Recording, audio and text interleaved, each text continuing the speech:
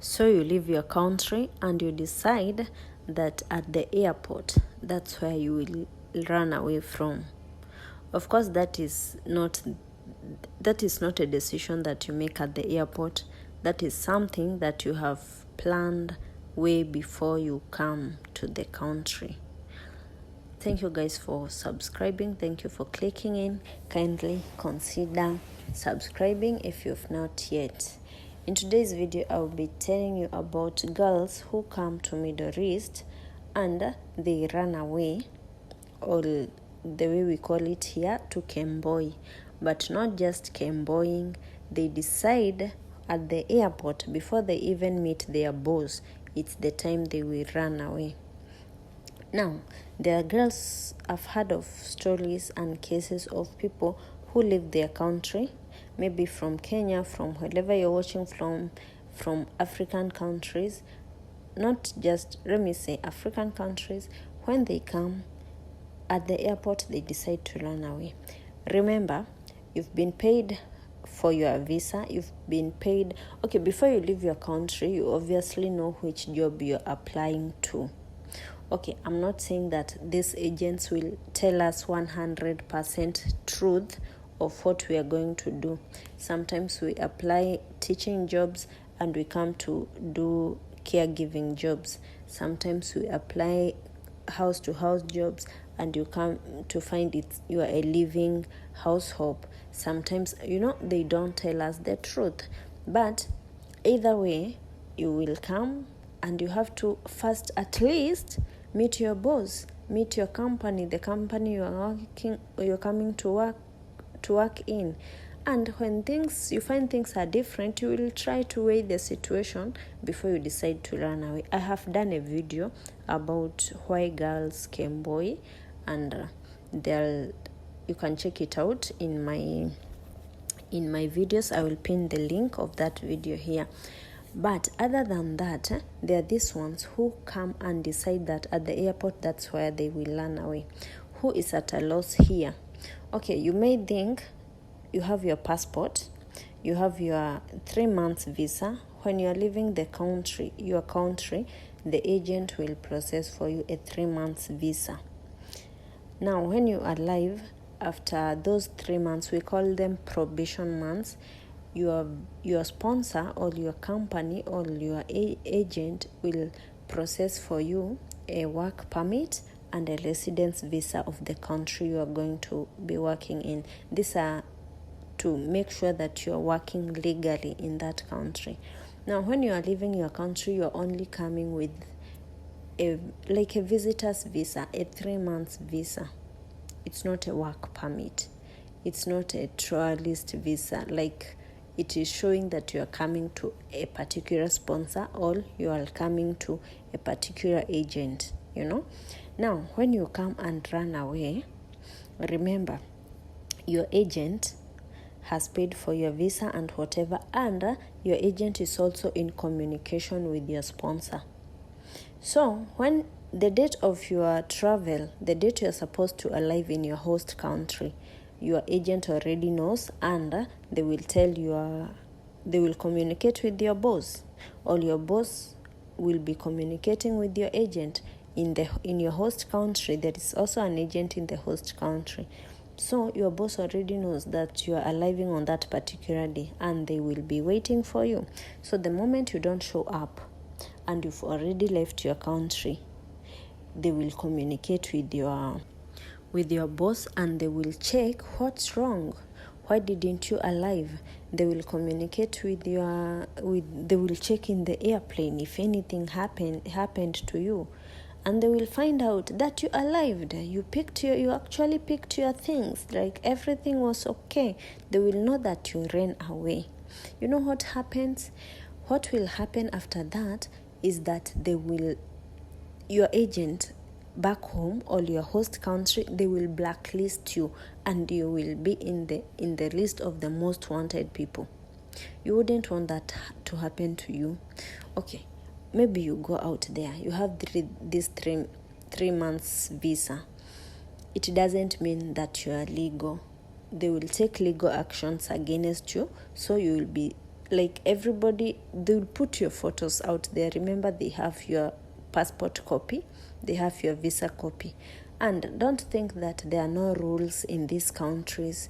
There are rules and regulations. Just in your country, and a person from another country cannot just come in and start working, maybe do business or anything in your country. It's illegal. They have to have licenses. Same case in these countries. You can't just come and start business and start looking for work without legal permits, like that ikama or that residence visa, that work permit. You have to have them. Even if you work without them, it's very hard for you to work and get, like, to have a decent job, or not even just a decent job, like to get even daily, even cheap labor. It's difficult for them because maybe they have put rules, not maybe, actually they have put rules that the residents of the country, the citizens, will not employ people who do not have legal residence in the country. If you're not legal in the country, it becomes very hard for you to get a job in a decent place. Even in just a per hour cleaning, you might find that there are some homes that don't allow you to go without that work permit. Now, other than that, I know before you come, you decide that now you're going to come and reach at the airport and run away. Obviously, you've been advised. Yeah, somebody has advised you to do that. And you will run, and maybe they will be there waiting for you. A taxi will be there ready for you to come, and they pick you and they take you to their place, and you will hide for some time. You can't just go there illegally, run away, and then the following day you are up and about. No, you will have to hide. And I don't know if these girls actually seek information. I don't know if they ask about what people do out there. Okay, it's not like I've heard these things that, when you work outside there is a lot of money. Yeah, you who has run away, me too who has not run away, we've heard about this. Yeah, we know there is a lot of money out there. But what kind of money? Is it clean money? Sometimes it's not. Sometimes these girls go through a lot of struggles. They lack money for basic needs. Remember, as I've said, you cannot just work illegally in a country and be free to work. No, you are always on the lookout, and remember, everybody is looking for you. You've been blacklisted, so you're not legal, you're not safe. These people don't tell you that they are doing some other illegal. Sometimes there is no job. You can't just find, especially if you run away, like now you come and run away, like in a country like Qatar. And right now there is World Cup. They don't want those illegal immigrants. They want to paste their country as the best, So it will be difficult for you to get a job. The only job that they don't tell you that there is like selling yourself. Yeah, they don't tell you that. Maybe they do, but you think, it's not a big deal. Actually, some of these girls come with 5-year contraceptions. They come with FPs. They have planned themselves like for 5 years, for 10 years. They are set. They are ready to go. Okay, so they come here, and if you listen to people who have actually been out there, sometimes it gets so hard to even find food for yourself, and what you have to do is only get some boyfriend, which you have no long-term intentions with them, but you only want to afford basic needs, because maybe for them they are legally in the country, they earn some decent salary, and you just stay with them for your own upkeep, so that maybe you even have children back home. You can be able to help your parents. Not even helping at that particular time, there is nothing like helping, so that you can be able to afford food, clothing, like the very basic needs. Yeah, so you are forced to live with somebody. You have no intentions, no long-term intentions with them, because you even don't know how long you will be in that country. Remember, you're illegal. Now, this your 3 months visa will expire. If it expires when they have not yet deported you, well and good. You can be able to maybe figure out what next for yourself. But by then, maybe they will have found you. If they don't find you, maybe you had a well-planned reason or a well-planned plan when you run away, because you can't just reach in a foreign country and you decide to run away. Obviously, there is somebody waiting for you. So maybe they have figured out everything for you. Maybe they will find a job for you, depending on how connected they are in that country. Because it's also not easy. For example, you tell me to find me a job here in this country. I can't. Not that I don't want to, but I can't. My hands are tied. I'm not connected. But if it's a resident person, or it's somebody who has been there for many years, also depending on the type of job they do, it's possible. I'm not saying it's completely impossible. But remember, you've been blacklisted. Huh? So when you're blacklisted, that means the only jobs you will do is cheap, very, very cheap labor, maybe hour cleaning, those cheap labor. Yeah, cheap labor. Because if it's a company like security work also, and you are already illegal, they can get you a visa. But if the company that brought you and your agent decides to block you, to blacklist you, there is nothing you can do about it, and you'll be forced to just like hide for some time. I don't know if these people like actually seek information. They know like what they are getting themselves into, because if it's too good, you have to think twice. Somebody is telling you there is a lot of money out there. There is a lot. Do you know that now, for example, a normal contract is 2 years. After 2 years, you will go home. Some companies are yearly contracts. But do you put in mind that when you run away, you will stay for like more than 5 years before you go home, unless you are obviously you are caught and deported. And when you are deported in, like, for example, in Qatar, when you are caught and you have to be deported, you are deported, like, you go with the next flight. You are not waited to go pick your things, I don't know what. No, you go with your next flight. So do you figure, like, do you do that research before coming and running away from the airport? It's very tough there. Let somebody not lie to you that it's good, you come, you run away, I will be waiting for you here, I will find you a job, and blah, blah, blah, blah. They don't own the country. I'm not saying it's completely impossible, but when you're blacklisted, when you go back to your country, like, think about the long-term consequences of what you want to do. When you are blacklisted, they deport you back to your country. That will be the end of you and that particular country. Unless maybe you try another Gulf country, or you had planned yourself well enough such that you will be able to still, I don't know, to go back home and start something for yourself. But when you are deported, you are blacklisted, that's the end of you and that country. That is the long-term consequences of you running away.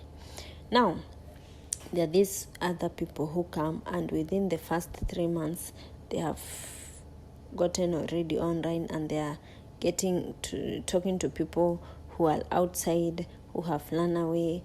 Like, okay, people say there is money out there. I don't know, because if there is money, why do these people stay for 10 years out there? If there is money, You can stay 5 years and you've already done 1 to 3 and you go back home. But they stay for 10 years, 15 years, because they are out there.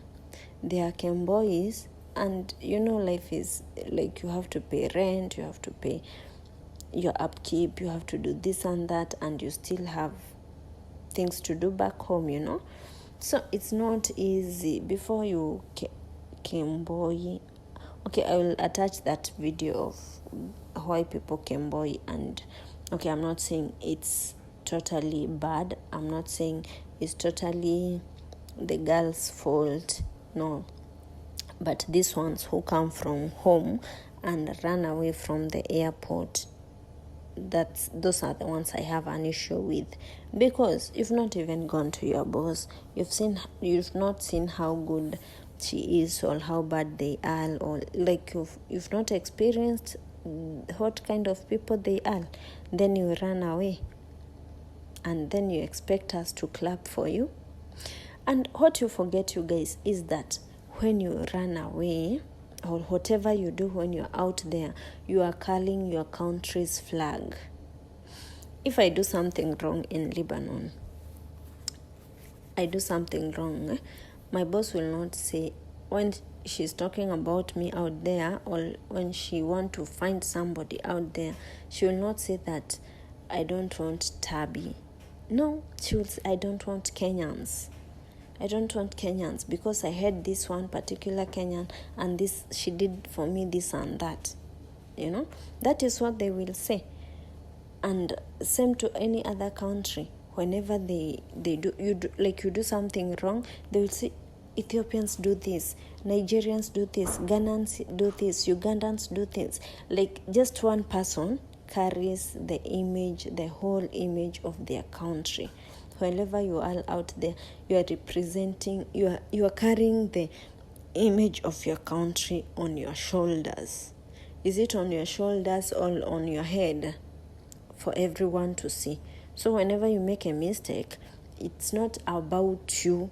They won't say you. Nobody knows your name. They will ask, from which country was she? She was Kenyan. Oh, Kenyans. They are like this. I didn't know Kenyans are like this. I didn't know Ugandans are like this. I didn't know. Like, you carry the image of your country. That is what we forget. Like, you come and do some things that you cannot do in your country. Why do you come and do them in other people's country? Like, if something you can't do in another person's house, or you can't accept somebody to do in your house, why do you go and do it in somebody else's house? The same, you can't do that. You can't want people to come and just do some nasty stuffs that people do in these countries, and they are foreigners, and you expect that you will do them in those countries and they will clap for you. They will not clap for you. They will say those Kenyans, those, you are carrying the image of your country on your shoulders. So before you leave your country and come to leave your country to come to work, wherever you are going, think, what is making you leave your country? What goals do you want to achieve? What do you want to achieve? Is it something long-term? Is it something short-term? I know some people come here as a rehabilitation center. They want just to, they have come here to just, to pass time.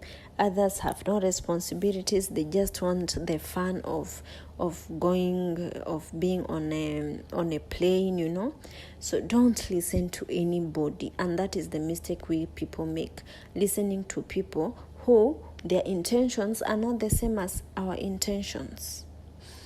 Thank you for watching, guys. Thank you for watching. Comment down below. Tell me what you think. See you in my next video. Thank you.